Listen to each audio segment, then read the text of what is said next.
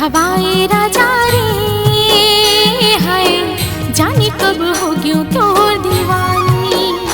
काम तो ना खवाए राजा रे हाय, जाने कब हो गयो तोर दीवानी। पुन्नी की चंदा कस कहाँ ते लुकाए, देखा ना ही तोला मोर जिया कुलाए। तोर बिन बिरथा मोर जवानी हाय, तोर बिन बिरथा मोर जवानी।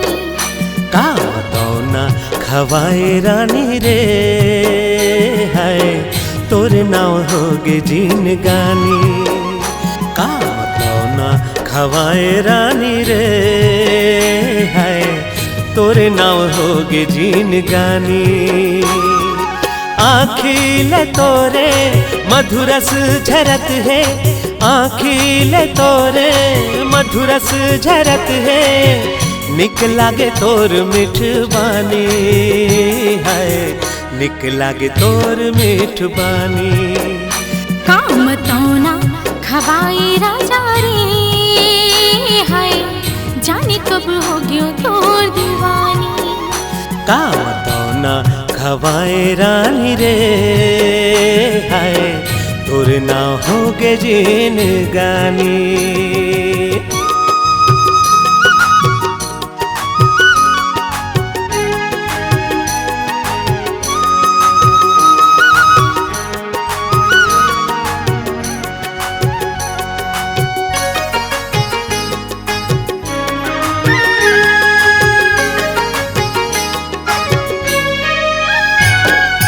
दिल के कोरा कागज मां लिख्यो तोर नाव रे, माया होगे भारी तोर से कैसे मैं बताऊं रे। हाँ दिल के कोरा कागज मां लिख्यो तोर नाव रे, माया होगे भारी तोर से कैसे मैं बताऊं रे। आँखी आँखी झूले मोहनी मूरतिया, सुरता मसंगी तोर पहाव नहीं रतिया।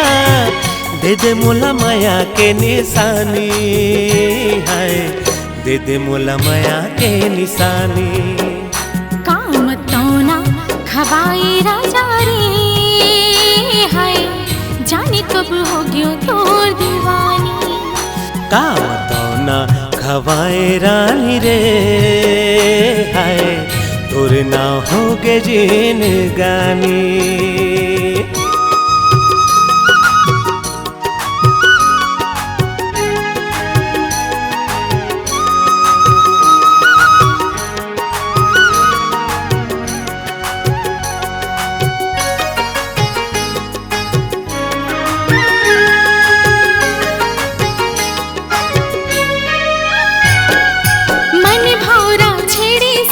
तोर माया के गीत रे, सांस माते बसे हवस लागे ऐसी प्रीत रे।